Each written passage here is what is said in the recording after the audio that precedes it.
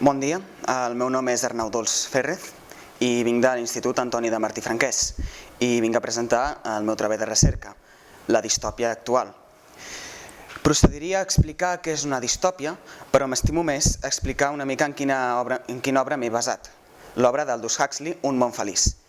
I en poques paraules podríem descriure el món feliç com un lloc on la gent manté sexe sense control, un lloc on la felicitat la pots comprar en forma de droga, en forma de pastilla, on els naixements no existeixen, ets produït en una fàbrica, en una proveta, no existeix tampoc la religió, no existeix l'amor, el cristianisme, en fi, tots aquests valors que coneixem avui en dia són inexistents en aquest món.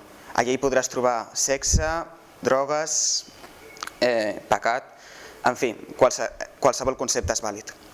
El cas és que aquest món m'ha entusiasmat perquè volia comparar-lo amb la nostra societat actual, especialment l'occidental. És per això que he realitzat una comparació amb els elements que tenim avui en dia, que poden semblar distòpics, amb les distòpies del món feliç, entre altres com 1984, de George Orwell, o Fahrenheit 451, de Ray Bradbury.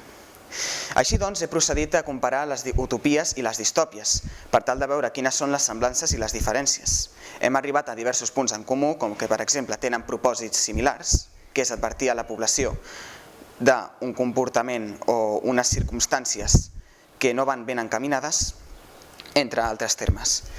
Després de realitzar diverses entrevistes, enquestes i anàlisis de moltes obres, hem arribat a unes conclusions dispars. En primer lloc, podem certificar que sí tenim elements distòpics en la nostra societat.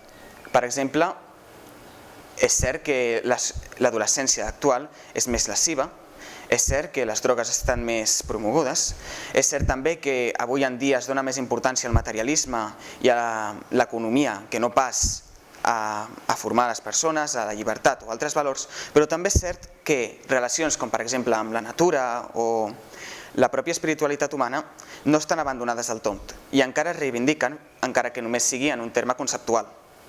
Així doncs, proposem en últim terme que es defensin aquests valors i intentar-ho enfocar des d'una perspectiva més realista, atès que aquest, en ser un treball de filosofia, és força subjectiu.